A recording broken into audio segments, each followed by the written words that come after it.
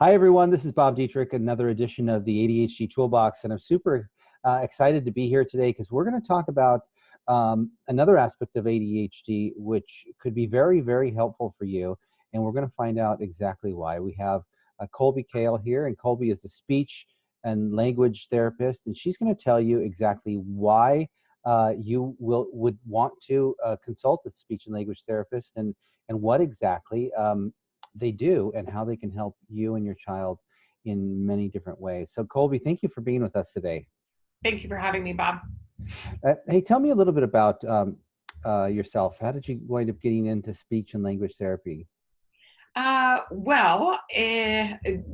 enough, I played a lot of softball in high school and all the travel ball and all that kind of good stuff. And so I got a full ride to Marshall University in West Virginia. And when you are on full ride there, you do have to declare a major. And I had no idea really what I wanted to do. I just knew that I wanted to work with kids and I wanted to, make a difference in the child. Like, I know it's dumb, but Kindergarten Cop, I loved Kindergarten Cop. I loved that movie. It was really, when I knew I wanted to work with kids is when I watched that movie. And funny enough, it's not that it's exactly like that, but the fun and the lightness that movie showed of children is really what it is. You get some really great conversations with kids. And anyway, so that's how I got into it. After I started my career in communication disorders, I started working in places where there were people that had some kind of disability, and I just loved it. I loved being around it. I loved helping it. I loved organizing their lives to make it easier for them. Even older people that start getting dementia and we start going that way. I just really loved the fact that I got to kind of plan and help people get through their daily life in an easier way, no matter if that's communication and clearing the communication, just making their communication utterances more clear, or if it was using the language so they could, syntactically in the language form, get their language to be correct. So as you grow, you don't really have that stigmatism of not being able to put a sentence grammatically together and you sound more like a child. So that's really why I got into it. And then as you grow and you get a little more knowledge about what your field is, you kind of find your niche. And so my niche is very much with the pediatric environment. Got it. With younger kids, what age would you say you work with? Birth to my oldest client right now is 13. So that I'm usually around in those ages. But I love articulation and clarity of speech. And so I do a lot of therapy with children with apraxia. And so I do apraxic therapy, and then I do language therapy with the older kids. What is apraxia? Apraxia is a motor speech disorder, and it's very hard for the nerves from the brain to get to the mouth and to do things on a consistent basis. So we're looking for being able to hit the T, the N, the K quickly because we talk quite quickly. Right. And so to get it in a more efficient manner. So children with apraxia usually cannot hit the same spot and have a very hard time stringing the syllables and the patterning of speech together. Got it. Yeah, you can tell I have no idea what apraxia is. So never heard that word before. So it's good that we're having this information. So so you work with younger children. Do most of the children that you work with have ADHD, or can any child have these conditions? Well, usually we don't diagnose it until a little bit earlier, but we do see kind of the signs with it. And that's usually by second grade is usually when we probably have a very good idea if we have some attention problems. Now, refining it to actually say that it's ADHD is a very difficult task because, the impulsivity, the inattention, and the hyper types, the different types of ADHD, they can manifest in many things. So in terms of if we were actually going to break this down, and I was going to talk to you about the difference of being speech and language impaired and having something under the autism spectrum, because both of them have very similar in terms of the inattention and what we see with them. So with someone with autism, sometimes they have difficulty planning and organizing and finishing tasks. And so that would be different than planning and organizing and finishing a task if it's due to a language in terms of a speech and language impairment. And what I mean by that is the actual structure and the form of language.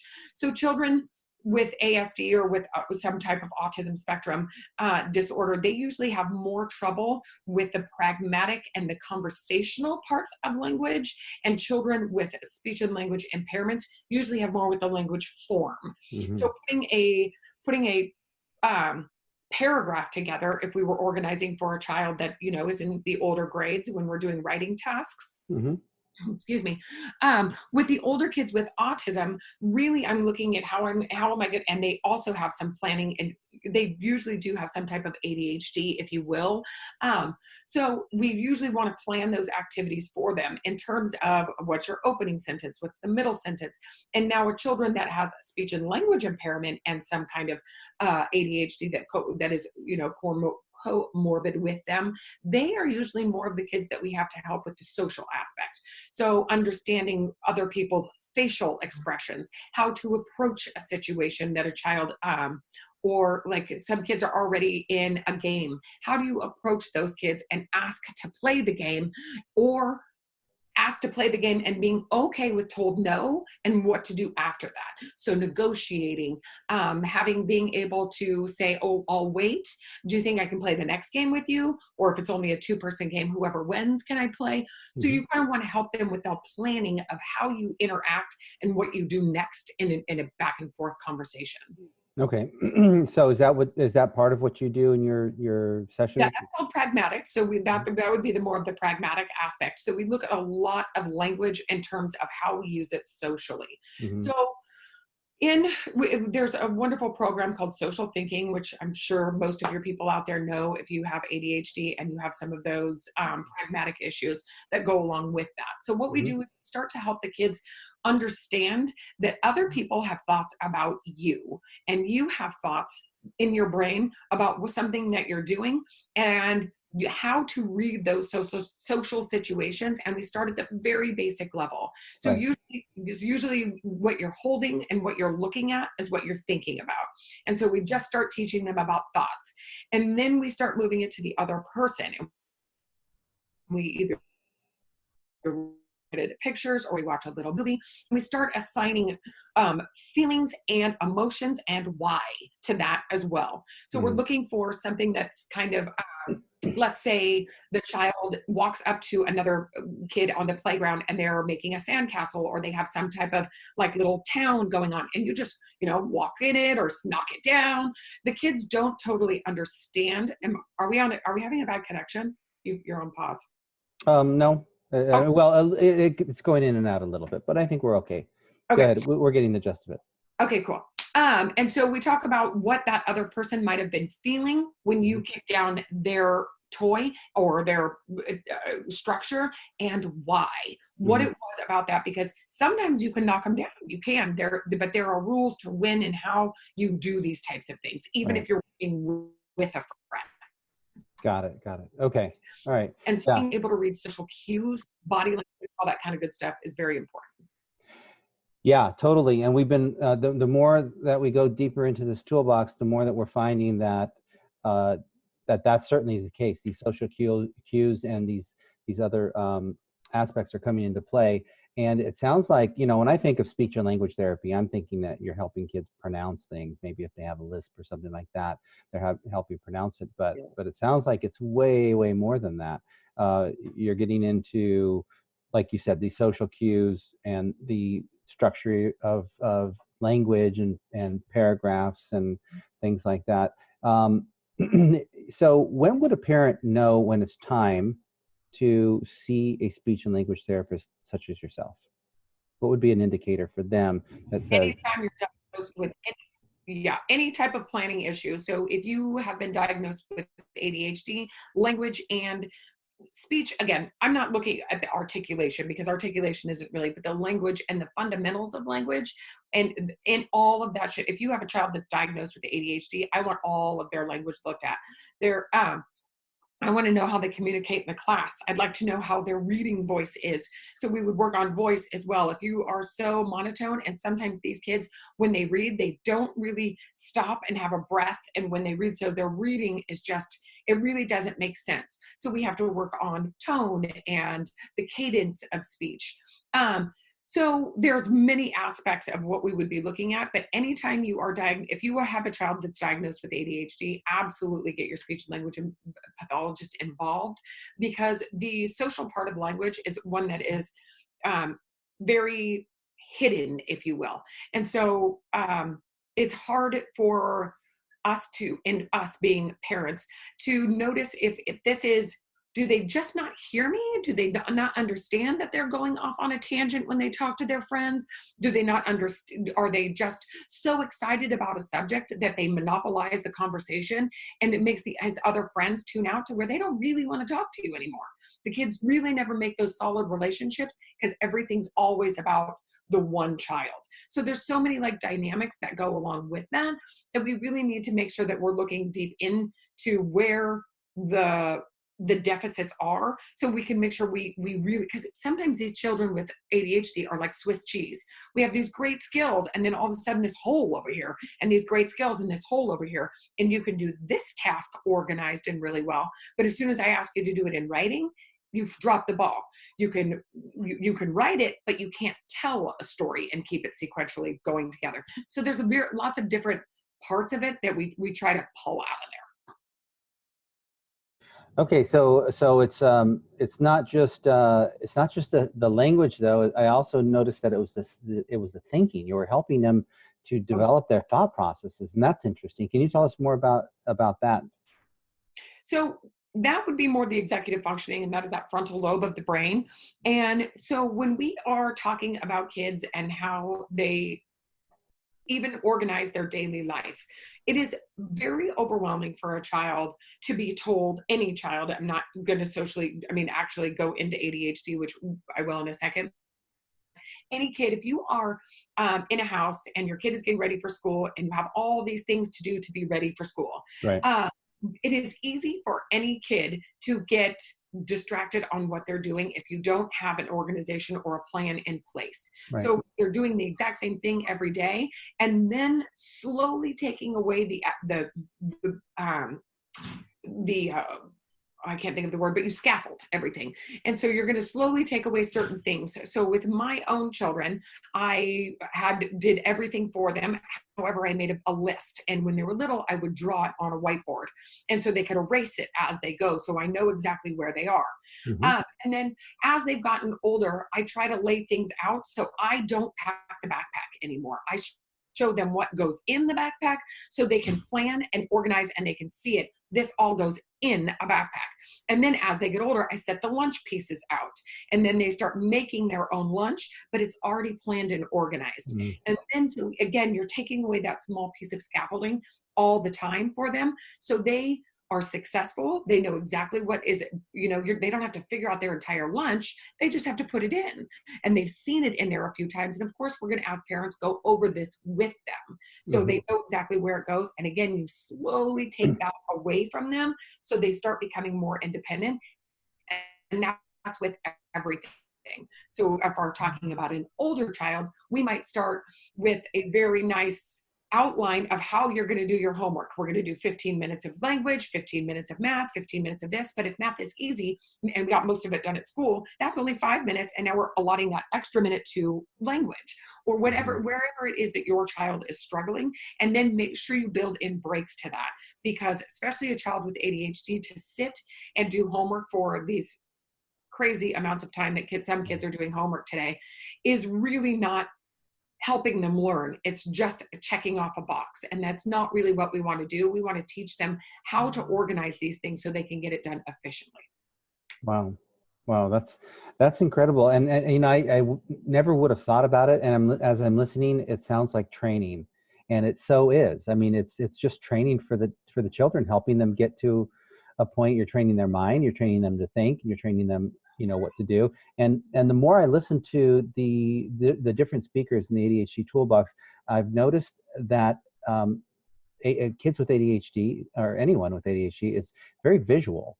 right? They have to see it first. If they see it first, then they can do it. And what you're saying is, like the lunchbox example, they've seen it in the lunchbox. They know what's in there. So now you set it out and they know what to do. And I mean, pretty soon they'll be able to take the food out of the refrigerator and start making it themselves if they wanted to. So, I'm going to completely agree with that and add something to it. mhm. So the metacognitive skills that we really want to teach our kids is something that parents need to be doing, especially if you have a child. Sorry, Mhm. my allergies are kicking. With a child with ADHD, and what a metacognitive strategy is you over talk. So you're going to talk about everything. So like I said, with my own kids when they were little, we did lots of drawing of pictures. Now, it wasn't just a picture. I would tell them, I would talk about it, I would tell them what to do, and as you get older, you can take away some of the visual because in their own mind, they hear you. You've gone it over so many times that when they see a picture, the visual, I mean, the words that go along with that are already in there. So like I said, with making the lunchbox, Mhm. we put the sandwich in the biggest box because that one fits the sandwich. And when we close the top, it doesn't smush it. And we put the strawberries over here because we don't want the strawberries to drip into the sandwich. And, so I'm over explaining things. A lot of things that I use like when I was with older adults, is when you have ADHD, the reason, and the metacognitive strategy, the reason I'm moving my chair closer to the fireplace is so my legs don't get cold. You're over exaggerating and over talking. So they're like, you're answering all the questions as you're talking, and it's not overwhelm. It's just Mhm. talking. You're just talking about what you're doing. Wow. Okay, great. So, so how would somebody work with you if they wanted to work with you? I mean, you work with people out of state, or is it local, or how do people engage you? In this day and age, it is all over. So we do, it's telepractice therapy. So we also do telepractice therapy to where Right. I can either conversate with your child or I can conversate with you about how we are going to structure their activities. Or we talk about what's going on in the pragmatic issue and I show a little video and Mhm. then we talk about the video, and it's kind of like exactly what we're doing here, except you put stuff up on the screen so the kids can see what we're talking about and exactly how and what to do and what you're seeing and what the body language is and what are their Mhm. hands doing and what, because a lot of facial expression is right here. You can read a lot by a person's eyes. And so just really focusing on what their eyes are doing, what their Right. eyes are looking at, there's a lot you can do with the face and in terms of helping them understand what they are needed in a pragmatic situation. So when you work with them, are you working with them in a way where you're also showing the parents what they should be doing or how they can be helping when you're not there? Is that so? You're training the parents at the same time? Absolutely. So usually in my programs, I do sessions with the kids every week and then one session with the parents once a month. And so Mhm. in that one session, I help the parents with one goal. So I don't want to overload the entire family. Right. Uh, so we do one goal that's something that you feel really needs to be addressed, and we'll address it for 1 month. And we're going to see how it goes over that 1 month. Did we, oh, and again, you can email me and text me and all those fun things that go along with that. But we really want to make sure that the kids and the parents are not given 62 billion things to do Right. because you have many of them. It's just Right. like, never mind. I don't even know where to start. Never mind. So I'd rather give small goals. So morning routine, homework routine, or help in terms of how we can work the homework so it's not such a breakdown.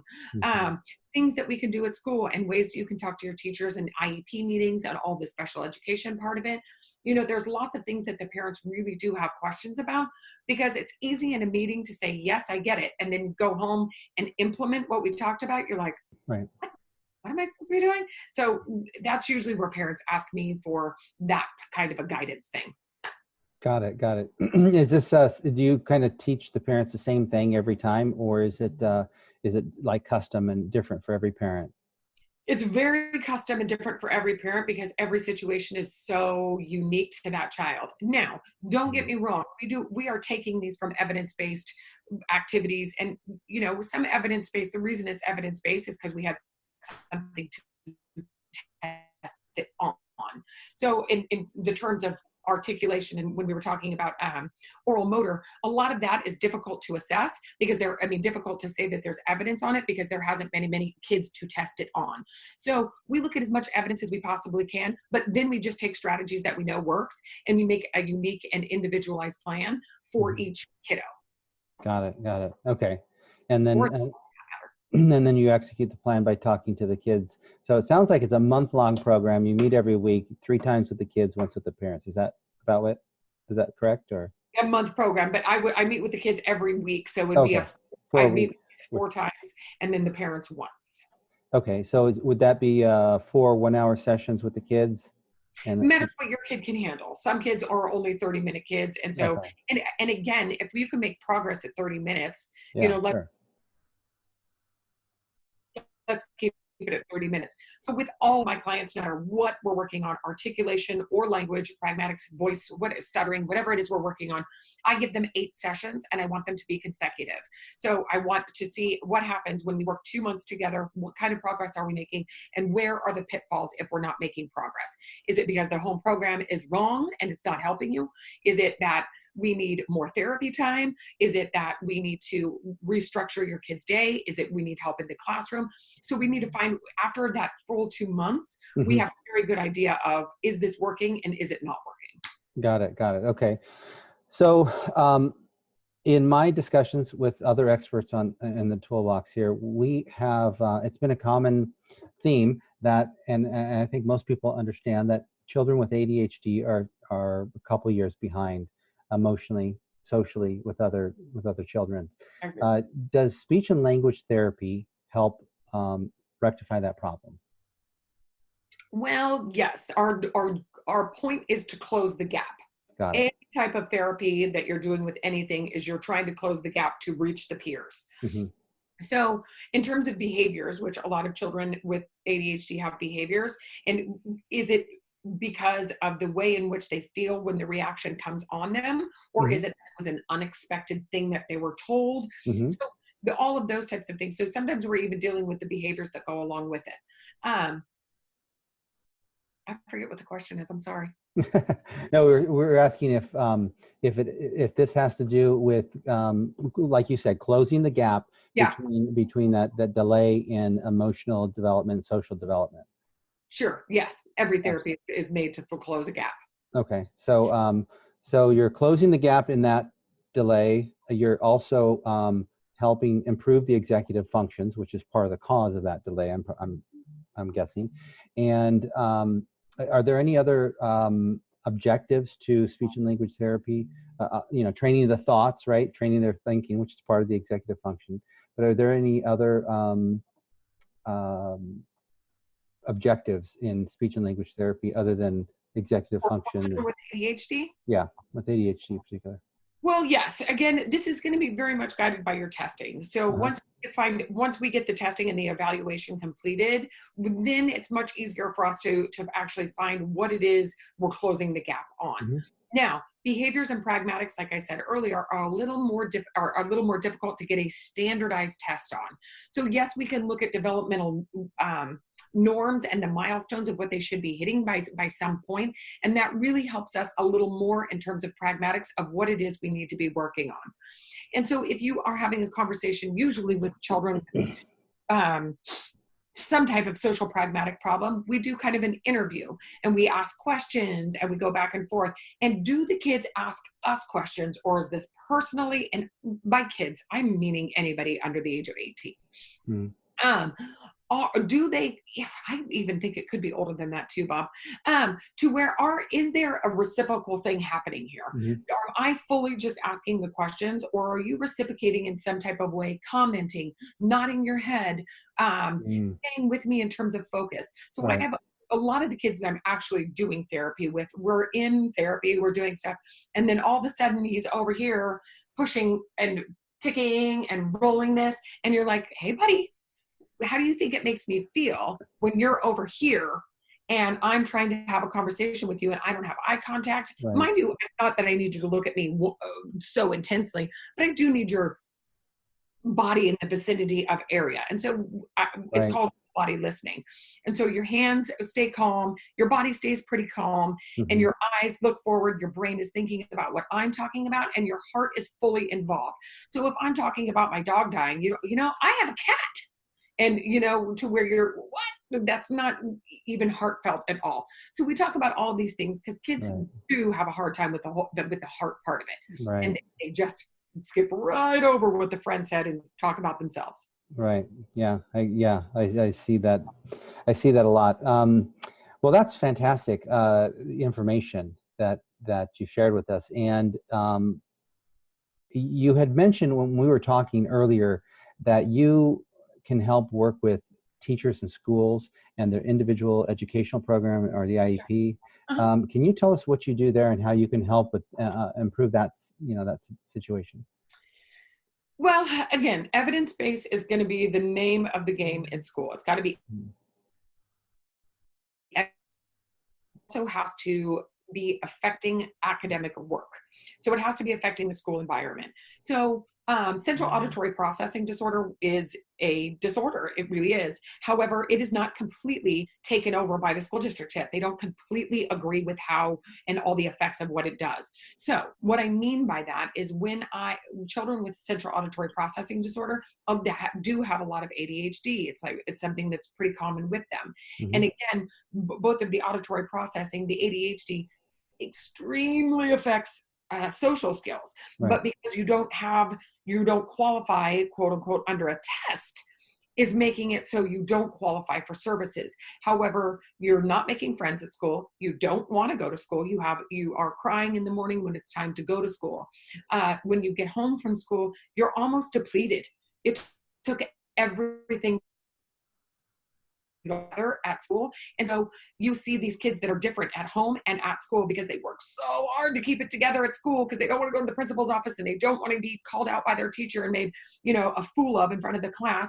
And then you go home and it's rage central, to where now I'm in my own space and I'm going to do what I want. And parents do have a really hard time with that.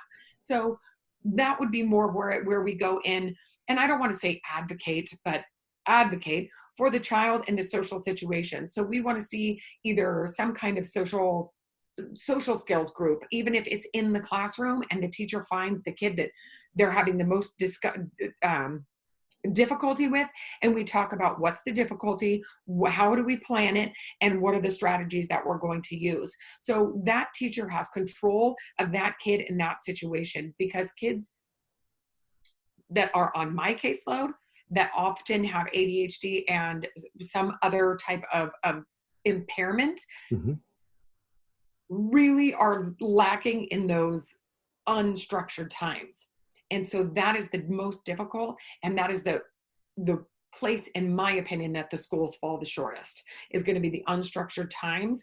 And our kids are at school for a long day. And so for them not to be getting socially reinforced by what's happening at school, you need to go to school for years. You were at school for years. And those early academic really do shape how they're going to feel about going to school and about how they feel about peers.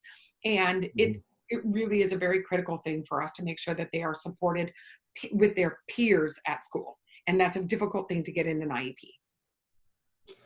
Got it. But you will take a look at their IEP and help as much as you can, it sounds like. Oh, for sure. And it's also going to be something, because the IEP, there is one section, the second part of the IEP is where we state the current levels of performance. And so you go in and you talk about the current levels. Now you have the social emotional aspect there at the bottom. And Johnny does really well following his teacher's instructions. However, he often monopolizes the conversations with his peers and has difficulty keeping peer relations at school.